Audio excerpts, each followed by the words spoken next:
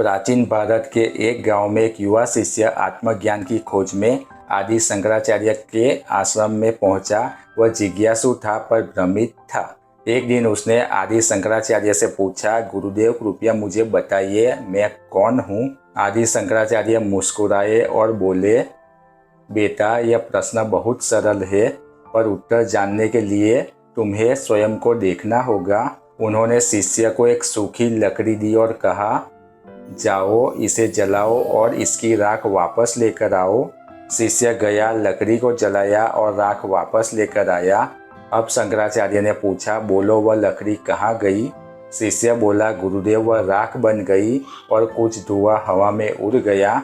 शंकराचार्य बोले, ध्यान से देखो, लकड़ी का रूप कहाँ गया, तत्व कहाँ गया। वह आग, वह ऊर्जा, वह तत्व, वह अभी इस ब्रह्मांड में है, केवल रूप बदला है।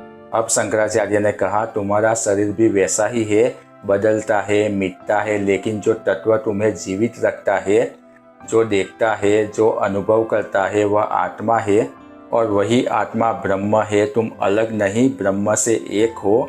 अहम ब्रह्मस्मि, यही अद्वैत वेदांत का सार है। शिष्य की आंखों में आंसू आ गए। उसे पहली बार समझ में आया, वह न केवल शिष्य है, न केवल शरीर, वह चैतन्य है, ब्रह्म है, शाश्वत निर्विकार है।